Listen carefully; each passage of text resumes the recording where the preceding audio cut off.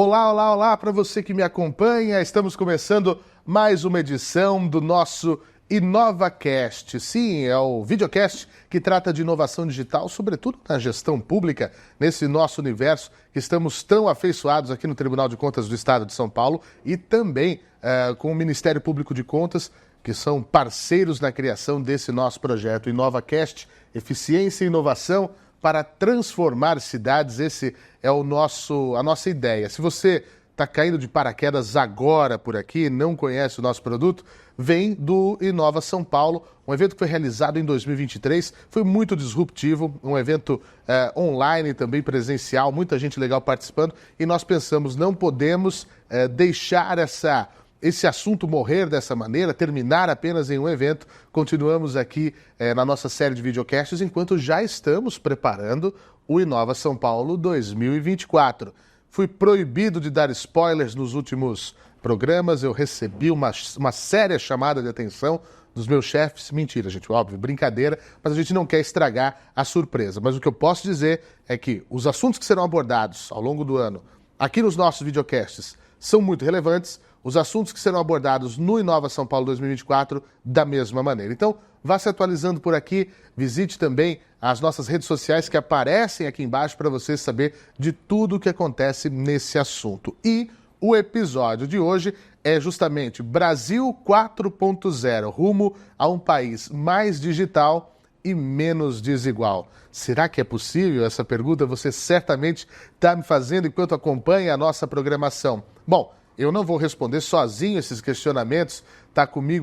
Estão comigo aqui dois grandes personagens desse universo do digital, da transformação, da inteligência artificial, da tecnologia como um todo. Dois grandes amigos que eu tenho a oportunidade de receber na nossa sala de estar do InovaCast, que é o Fábio Xavier, diretor do Departamento de Tecnologia da Informação aqui do nosso Tribunal de Contas do Estado. Seja muito bem-vindo, Fábio. Muito obrigado, Fernando, pelo convite. É uma grande alegria estar aqui participando desse InovaCast com dois amigos, na verdade, falando sobre inovação, sobre transformação digital, assuntos que me deixam sempre muito empolgados. Muito obrigado novamente pelo convite, espero poder atender as expectativas da melhor maneira possível. Muito bem, e também está aqui comigo, especialista em economia, em comércio, em tecnologia. Nós vamos falar o currículo daqui a pouquinho. André Gutierrez, muito obrigado por estar aqui, por atender o nosso convite. Seja bem-vindo. Que isso, uma honra, um prazer estar aqui com vocês para a gente discutir um pouquinho mais, aprender um pouquinho junto e construir. Eu gosto muito desse lema, por um Brasil mais digital, menos desigual. Depois posso contar também a história onde a gente usa esse lema, mas eu fico muito feliz da gente poder estar aqui e precisamos discutir mais o Brasil, discutir, repensar e trabalhar por esse Brasil que a gente quer construir. É porque é possível, né? Acho que esse que é o grande ponto, é entender que há possibilidades. É lógico, né? Não quis dizer que é fácil. Eu não usei a palavra, é fácil. Eu disse que é possível, né? Enquanto houver possibilidade, nós temos que tentar e fazer o melhor. Mas deixa eu apresentar, falando em melhor, um pouco mais dos nossos convidados de hoje. Fábio Xavier, mestre em Ciências da Computação pela USP, diretor do Departamento de Tecnologia da Informação aqui do nosso tribunal, como eu disse, colunista do MIT Technology Review Brasil e também do IT Forum. Mais de 15 anos em atividades de ensino como professor e coordenador de graduação e pós-graduação, secretário executivo do Comitê de Tecnologia, Inovação, Governança e Segurança da Informação do Instituto Rui Barbosa. E também comigo o André Gutierrez, que, como eu disse, tem um currículo bastante interessante porque transita em várias áreas. É doutor em Ciência Política pela Unicamp e em Sociologia pela Université de Provence. Chefe de Assuntos Governamentais e Política para a América Latina na Kyndryl, diretor eleito e presidente do Conselho de Economia e Inovação Digital da FEComércio. Nosso grande abraço aos amigos da FEComércio. Cofundador e diretor executivo do Movimento Brasil País Digital e vice-presidente e líder do Comitê Regulatório da Associação Brasileira de Empresas de Software. Caramba, hein? Que trajetória, né, Andrei? Interessante. A gente tenta. Eu não consigo ficar parado, então a gente vai arrumando um monte de coisa para fazer. Muito bem, isso é importante, isso é importante. Aí busca sempre de pensar no Brasil, numa sociedade melhor. E olha, ao longo desse podcast, desse videocast, eu explico isso sempre. Para quem está nos acompanhando, grandes sacadas são trazidas aqui, ideias, informações, sobretudo para o nosso público, que é o gestor, que é o cara que está ali na ponta da gestão administrativa, da coisa pública, vão pular aqui na tela dicas. Quando vier uma sacada muito legal dos nossos entrevistados, vai aparecer as nossas dicas, as nossas tips aqui na tela e é muito interessante. E aqui é da mesma maneira, gente.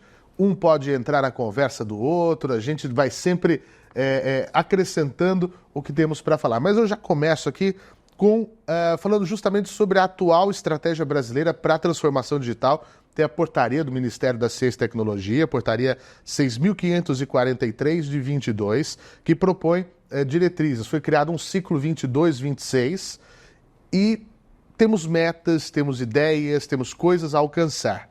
Pergunto a vocês dois, como é que os gestores governamentais podem adotar essa estratégia no seu dia a dia? Como eu falei, é o público que está assistindo a gente, considerando os desafios, porque no setor público tem características muito específicas também. Começo com você, Andrei.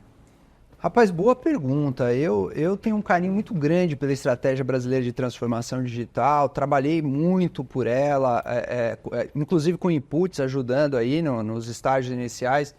E para ir direto também para a sua resposta aqui, eu acho que fazendo o exercício do ponto de vista do gestor público, eu acho que ele tem diversos domínios onde ele pode pensar e olhar a transformação digital. Um deles é a gestão, né? A gestão da máquina pública, onde dá para ele usar ferramentas digitais para otimizar a sua gestão, para dar mais rapidez, transparência, né? Accountability, onde ele pode usar, introduzir uma ferramenta, na gestão de funcionário, na gestão de pagamentos, processos, enfim. Né? E a gente sabe que já tem no governo federal várias ferramentas protocoladas, enfim, já tem muita coisa aí à disposição. Acho que um segundo nível é no âmbito dos serviços públicos, né? O que do âmbito do serviço que ele oferece já está digitalizado, não está? O que dá para ser feito? O que dá para olhar? É no âmbito do ensino, é no âmbito da saúde, né? O que dá para se pensar e se fazer do ponto de vista ali, né, da oferta de serviços públicos. Eu acho que um terceiro nível, olhando para o gestor, é a mudança de cultura do funcionário público e dos colaboradores, né, desse órgão público. Até que ponto ele estimula a adoção de novas tecnologias? Até que ponto ele estimula uma mudança de mentalidade dos funcionários, dos colaboradores, para que esses funcionários pensem de maneira digital? Porque é um baita desafio, né? A gente nasceu, eu fui criado, treinado, educado para ser um profissional analógico numa sociedade analógica. E de repente, eu não vou falar a minha idade, né? Mas tá vocês já descobriram aí. Mas de repente eu sou cobrado para performar e usar ferramentas no mundo digital e pensar com uma cabeça que eu não fui treinado, qualificado. Então essa mudança de cultura me faz... É um exercício cotidiano que as novas gerações já têm isso automático, pensar e me perguntar como é que eu poderia fazer de maneira diferente algo mais fácil, mais simples ou disruptiva usando tecnologias digitais. Eu acho que esse nível de experimentação também pode ser feito no âmbito do setor público. Então olhar, e muitas vezes precisa de treinamento, capacitação, né, mudança às vezes da gestão de performance para possibilitar que o funcionário possa ter acesso a novas competências, enfim. Eu acho que um quarto nível olharia para a educação, né, do município. Eu acho que a educação é um aspecto fundamental quando a gente fala de transformação digital, que é a transformação digital ali do munícipe que está sendo criado, né, aquela escola. Eu acho que o gestor público ele talvez tenha uma responsabilidade cívica de ajudar a monitorar como é que está a conectividade das escolas, como é que está o acesso das crianças a equipamento, né? No Ministério das Comunicações, eles estão trabalhando agora com um conceito de conectividade significativa. Antigamente, você pensava só conectar e aumentar a conectividade, né, por banda. Hoje, eles pensam como é que está a questão do acesso. A criança tem acesso, tem equipamento, então eles estão indo mais além. Então, acho que o gestor público deveria, né, na minha opinião, ter um olhar atento a como é que está avançando isso no âmbito da educação. Ecossistema. No âmbito, dependendo de um município, por exemplo, de uma região, o que é possível ser feito para estimular o ecossistema, para você promover a transformação digital no setor empresarial, no diálogo de parcerias público-privadas, né? E eu gosto de fazer muito um paralelo. Antigamente, na Revolução Industrial, para você fazer o desenvolvimento de uma área, você precisava ter todo um processo, uma indústria de base, siderúrgica, energia elétrica, metalurgia, para você conseguir levar o desenvolvimento para uma determinada região, um país. Com a transformação digital, você precisa de conectividade e capital humano. Você consegue avançar. Conectividade, capital humano, investimento. Então, hoje em dia, eu vejo muita possibilidade de você levar o desenvolvimento para regiões, muitas vezes regiões remotas, né, que estão longe de grandes polos industriais, mas é possível estimulando isso, sobretudo, né, capital humano, conectividade, enfim. Enfim, eu acho que tem várias frentes que dá para o gestor público olhar. Tem alguns pontos de atenção, depois eu acho que vale a gente falar. Pontos de atenção, que imagino, o Fábio, conhecendo o Fábio, ele já deve trazer os pontos de atenção.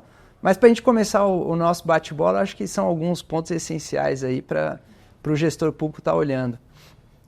Excelentes colocações que o André colocou aqui, né? Fica difícil até complementar. Pois é. Mas eu trago duas contribuições, né? Primeiro, para que a transformação digital funcione em qualquer local, especialmente no setor público, nós temos que ter parcerias, né?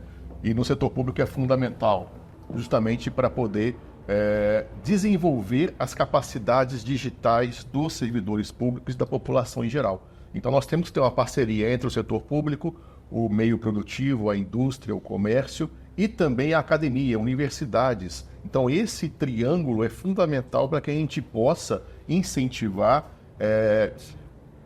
catalisar o desenvolvimento da transformação digital nas cidades, especialmente nas pequenas cidades. A gente já sabe que as cidades são de diversos tamanhos, mas, se eu não me engano, 80% das cidades brasileiras têm menos de 5 mil habitantes. Puxa. E essas cidades, elas não têm capacidade de desenvolver por si só essas tecnologias ou incentivar o desenvolvimento das tecnologias.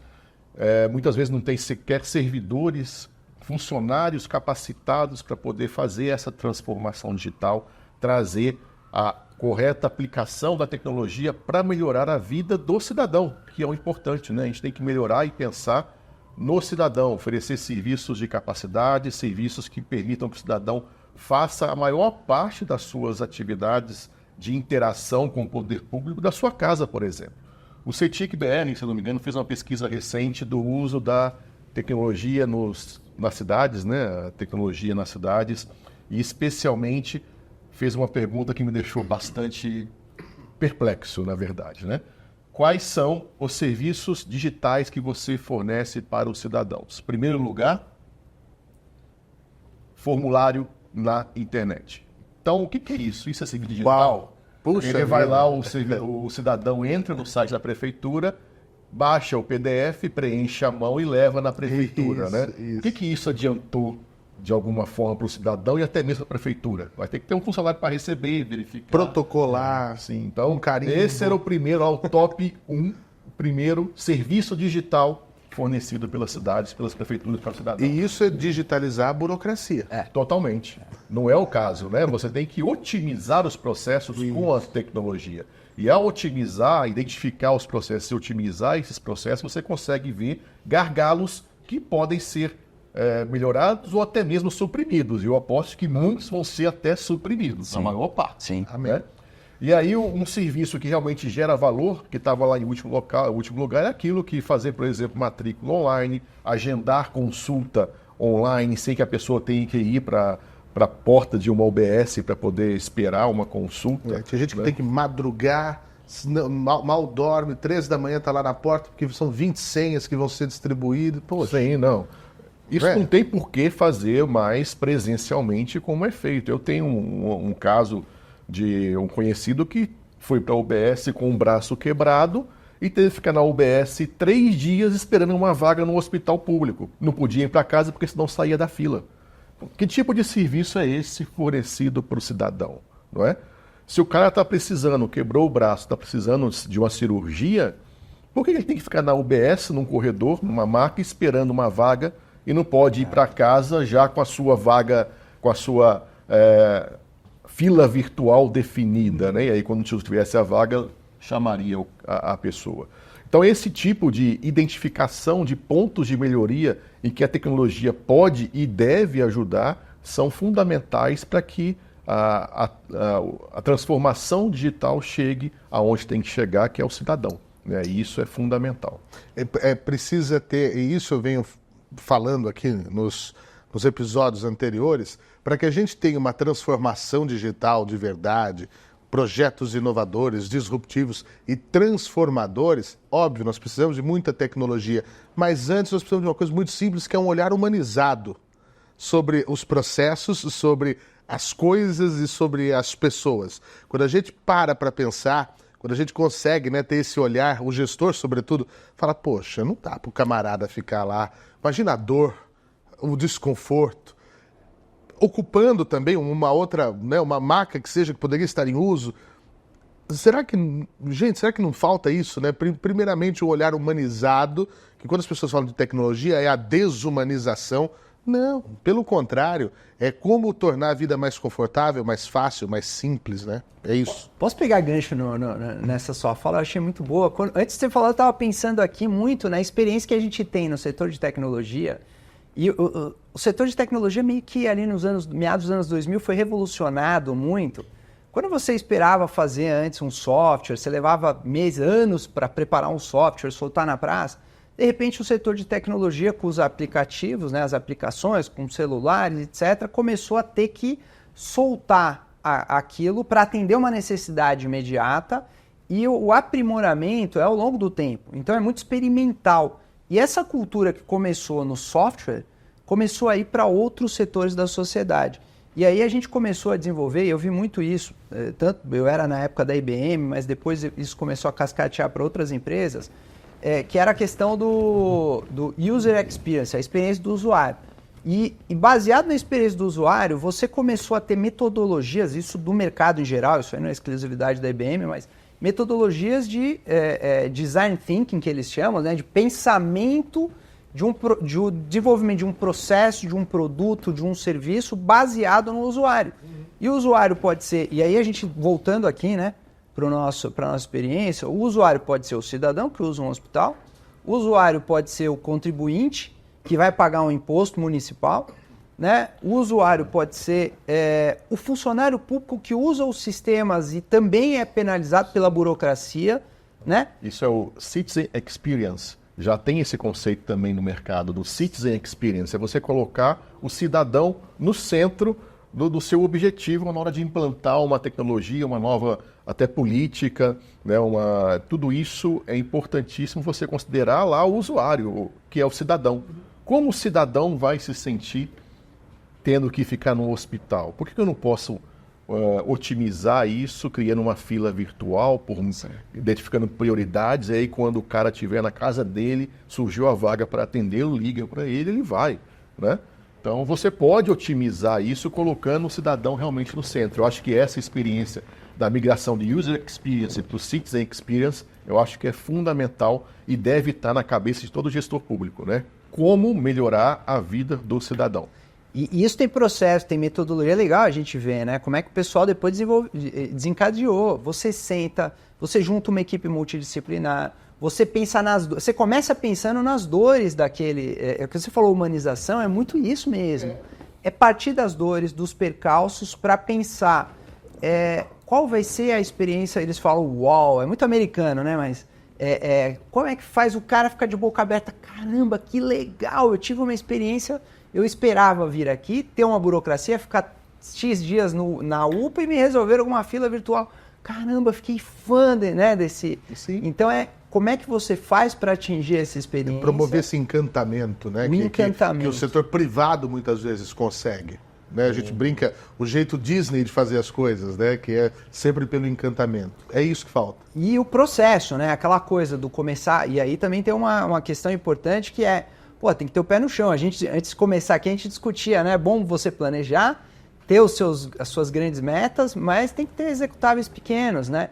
Então, essas metodologias, elas também vão pensando do grande para o pequeno, ou melhor, do pequeno para o grande, você vai executando, mas já vai agregando aquela experiência de encantamento, ótima palavra, mas já imediatamente o cidadão já vai percebendo é o produto mínimo viável, né? Sim. Então você lança um produto que já vai dar uma diferença para o cidadão, e aí você vai incrementando de forma tempo em tempo, né, você vai adicionando novas funcionalidades para tornar aquele produto ainda mais atrativo, ainda mais útil para o cidadão.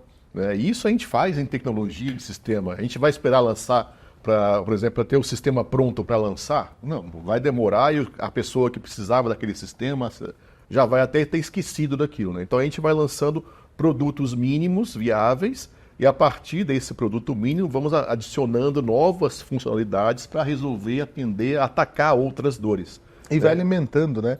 Você vai vendo que vai resolvendo aqui, ali, e fica uma motriz, né, mais interessante de se trabalhar. E eu acho que tem um ponto importante, que isso é muito no setor privado, mas é muito válido também para o setor público. Você não precisa esperar ter grandes recursos, sobretudo financeiro, para executar grandes projetos, para conseguir tirar aquilo do papel. Então, acho que essa ideia do produto minimamente viável é muito boa. Você sabe onde você quer chegar, onde eventualmente você vai precisar de bastante recurso, mas dentro daquela jornada, com pouco recurso, você consegue entregar o minimamente viável. Né? Então, já começa... será que dá para incrementar uma melhora de vida no cidadão? O que às vezes é a mudança de um processo.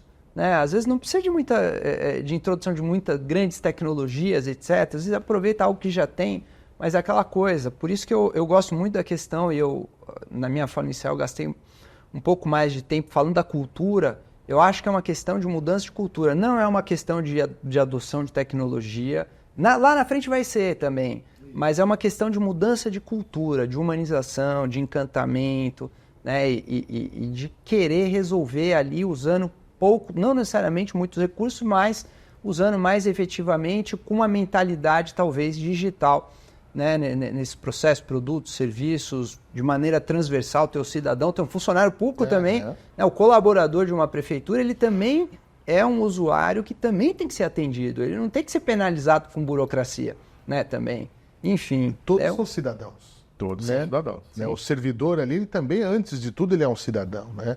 Então, acho que isso é muito importante. E aí fica a dica e a palavra que não se trata apenas de dinheiro, de investimento, uma hora vai ser, mas o começo tem que ser uma coisa mais, em um caráter mais simples, mais humano da coisa.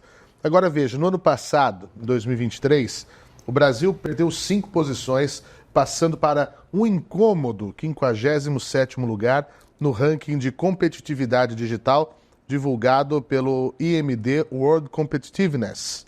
Como que os setores público e privado, André e Fábio, podem atuar em conjunto para reverter esse quadro? E falando da coisa pública também para o nosso gestor, se a criação de uma legislação favorável à inovação e à desburocratização pode impactar na agilidade e na eficiência dessas ações do setor público e ajudar a reverter esse quadro. Ou não, também aqui a gente tem muita lei, mas pouca aplicabilidade, pouca resolutibilidade. Né? Quando a gente fala nos bastidores falávamos de metas, né? Temos que ter metas, aí a gente vê as metas, cria as metas, mas não pavimenta o caminho para chegar até elas. Quero ouvir vocês sobre isso, Fábio. Então, eu acho que esse é realmente um dado preocupante, né? E nós falávamos lá nos bastidores, né, da questão de quanto custa, por exemplo, para manter uma empresa aberta só por serviços acessórios, né, André? E é um custo gigante para empresas, seja ela de qual tamanho for, né? Então, tivemos melhorias, a questão da abertura de empresas, o tempo para abrir uma empresa caiu bastante, mas nós temos eu não sou muito especialista nisso, mas nós temos uma legislação tributária muito complexa, que acaba gerando e aumentando esse índice de competitividade, derrubando a gente nessa lista. Tem a questão das obrigações acessórias que devem ser revistas. O André vai poder falar um pouco mais sobre isso.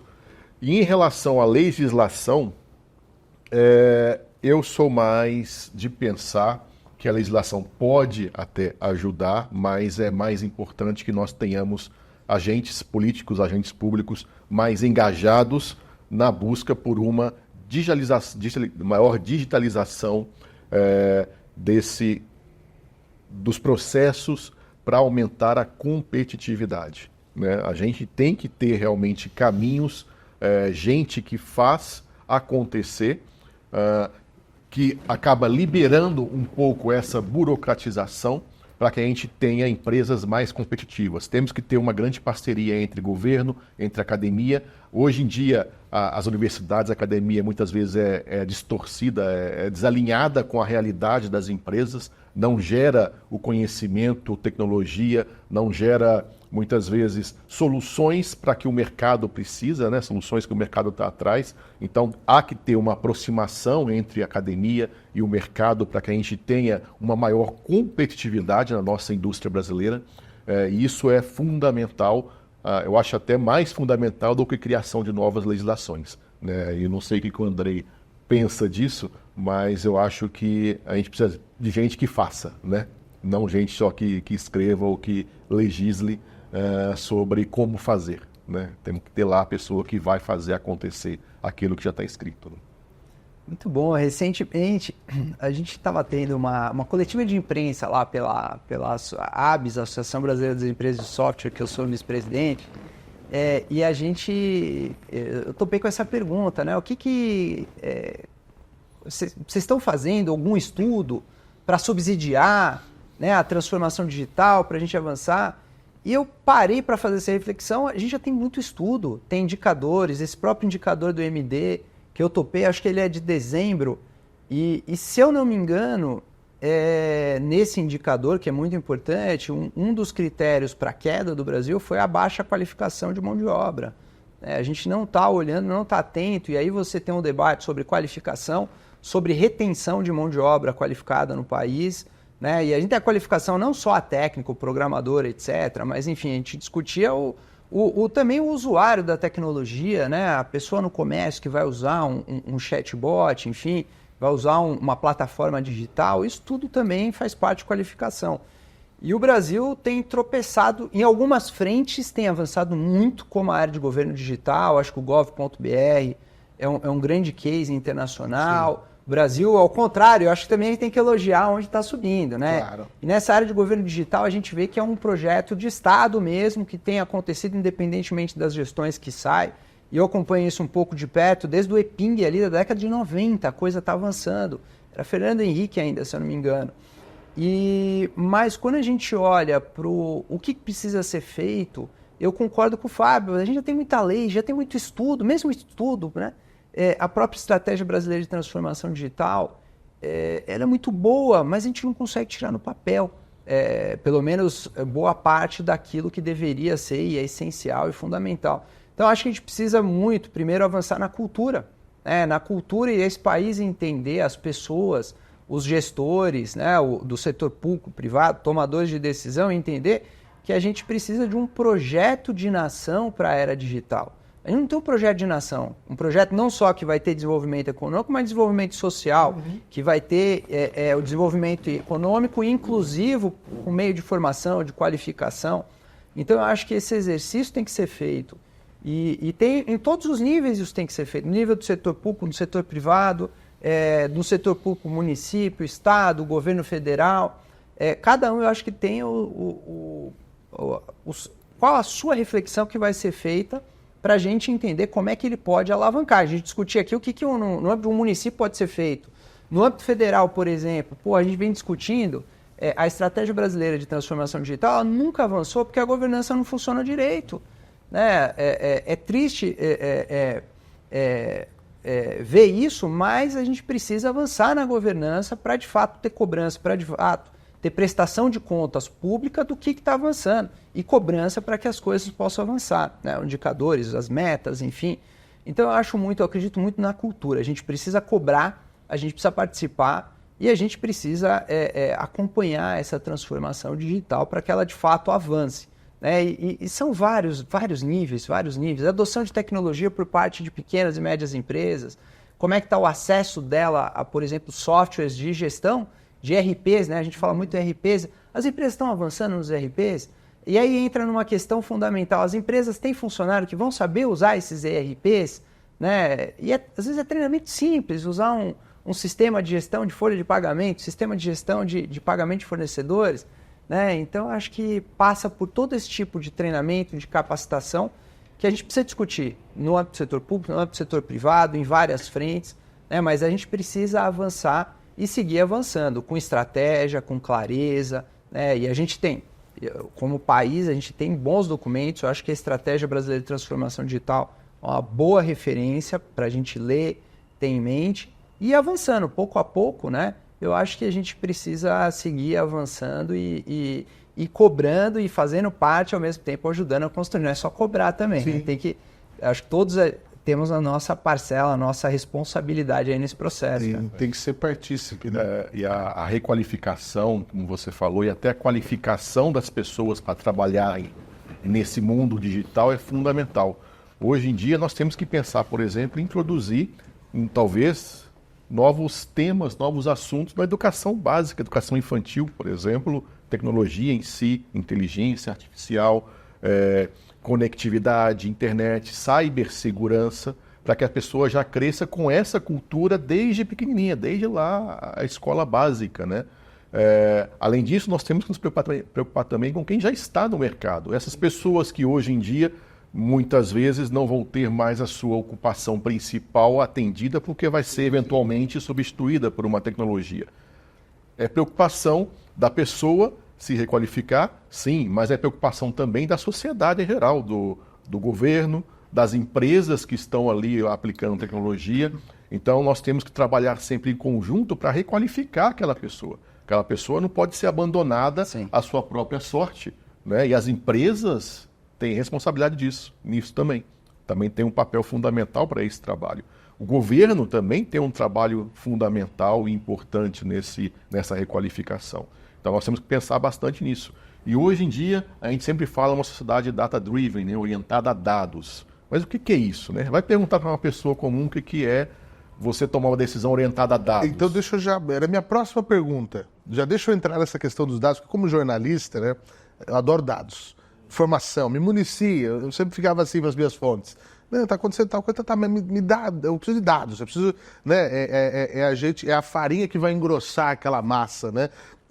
Como é que uma economia, então, baseada em dados, Fábio, ela pode influenciar a qualidade das decisões, a qualidade da política pública que vai chegar na ponta para o citizen, né, experience, para que o cidadão tenha essa experiência em favor da sociedade como um todo, né? A gente está falando aqui de ficção científica ou já é uma coisa mais palatável, já temos casos práticos e também como que essa digitalização pode trazer soluções para promover uma espécie de inclusão financeira, reduzindo as desigualdades, né, nas cidades, as desigualdades, sobretudo econômicas, entre os diferentes segmentos da sociedade. Porque isso também é uma preocupação de um gestor, em ter uma sociedade, ninguém gosta de ver uma cidade com pessoas vivendo ao relento, pessoas que não conseguem os próprios sustentos para a próxima refeição do dia, né? Como que os gestores públicos podem impulsionar esse processo utilizando dados e por aí vai? A sociedade hoje em dia gera uma quantidade gigantesca de dados e uma velocidade cada vez maior. Nós vemos na era aí do Big Data, né? Sim. Dados gerados a uma grande velocidade, uma grande variedade. Então isso tudo gera informações importantes. O dado é uma informação ali bruta, né? A gente tem que trabalhar esses dados, correlacionar esses dados para obter os insights necessários para poder embasar uma decisão baseada em dados, como a gente chama. Né? Os dados, eles te dão a visão. Te dão a visão. O diagnóstico. Um diagnóstico preciso, porque ali é dado, é fato. Você consegue, analisando os dados, saber o que realmente está acontecendo. Não vai ser mais um achismo, né? Você vai ter ali uma informação fidedigna. E essa informação é super relevante para que você crie uma política pública adequada para o seu município, por exemplo. Né? Você consegue saber, olhando em dados, um exemplo bem simples, né? Aonde está faltando creche na sua cidade. Então você consegue analisar lá dados de nascimentos, população em cada bairro da sua cidade. Você cruza isso com a quantidade de creches que tem em cada bairro, vagas em cada bairro, e aí você verifica se naquele bairro há um déficit ou não em relação a vagas de creche.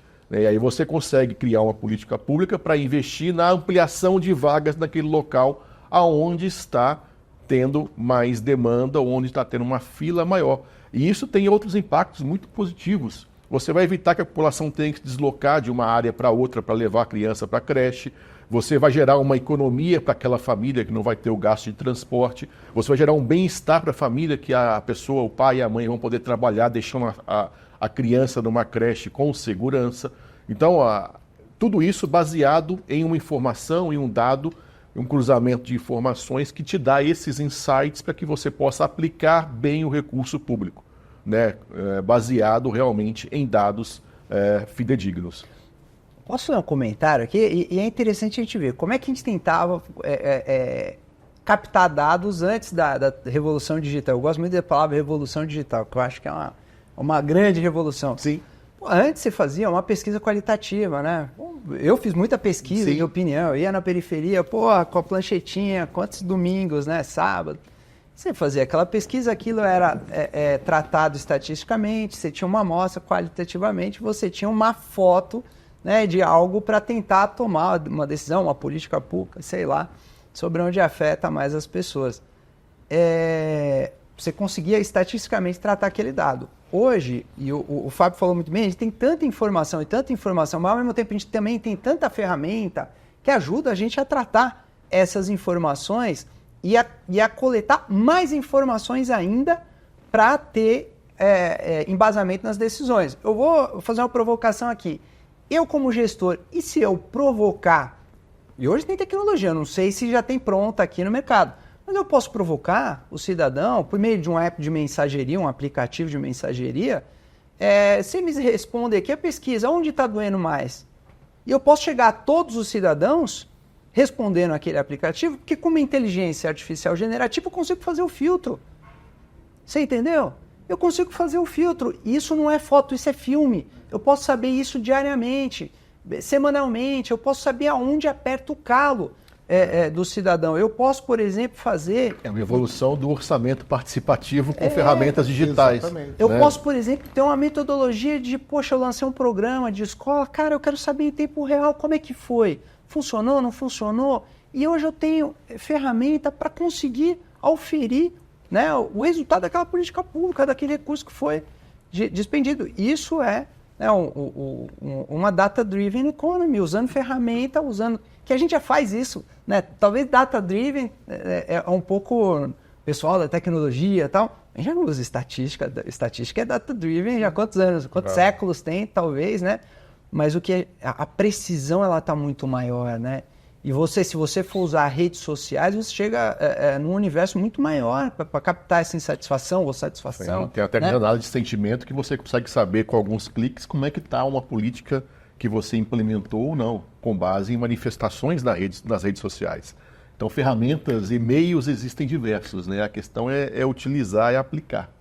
Eu acho que esse é o grande ponto. O nosso tempo é muito curto, nós estamos acabando o nosso videocast de hoje, mas eu tenho uma pergunta final, e depois quero que o Fábio fale do livro dele, também o mais novo livro dele, que é, o gestor que está assistindo a gente agora, qual que é o primeiro passo, né? O que vocês acham que o gestor que está nos acompanhando pode trilhar para promover a digitalização na sua cidade, né? Afinal, por onde começar, o que priorizar inicialmente, acho que essa é a grande dúvida, para que todas essas ideias que a gente discutiu aqui hoje, de fato, consigam sair do papel e virar alguma coisa real, né? Qual que é o primeiro passo?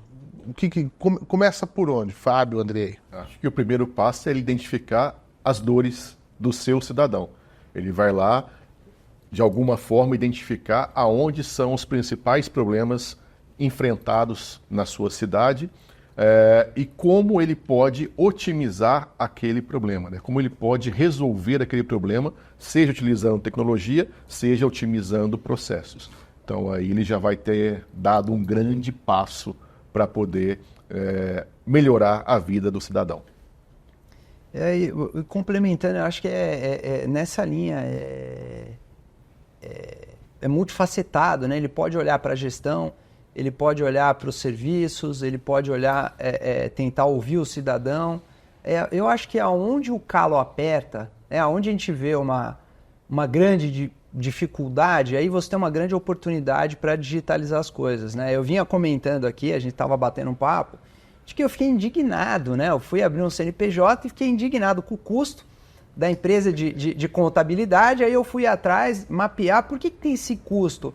Porque você tem que ter um contador, uma pessoa que se dedica às obrigações acessórias de uma empresa que tem um faturamento pífio, né? Mas tem que ter as obrigações acessórias. Aí eu fui atrás quais são as obrigações acessórias. Poxa, são bases de dados de diferentes órgãos governamentais, na maioria federais, que você tem que... O custo, né, daquela coleta do data recai sobre a empresa que precisa ter... E é todo um sistema complexo. Então você imagina, poxa, aí não tem uma dor? É lógico que aí já não está no âmbito do nível municipal. É um outro nível. Mas, poxa, é uma oportunidade de você simplificar digitalizando. É possível. Então, eu acho que do mesmo modo como tem esse exemplo, poxa, não é possível colocar o aplicativo do empresário ali, talvez o GovBR, enfim, onde eu tenho as obrigações acessórias, eu coloco aonde eu posso, que não precisa de um carimbo, né, de um contador, enfim. Mas dentro do município, aonde dá para você simplificar? Aonde tem dor? É fila? Poxa, vamos reduzir a fila? É a burocracia interna, né, da gestão? Porra, vamos reduzir essa burocracia? Eu acho que esse olhar crítico, né, olhar crítico e humano, vocês trouxeram muito bem para onde está a dor, né? Onde está a dor, a dificuldade do cidadão, do gestor, né? Onde estão os gastos, às vezes são gastos muito altos para os cofres públicos, que às vezes dá para você reduzir, usar esse recurso em outra área também importante. Então, acho que é ter muito esse olhar crítico e dá, hein?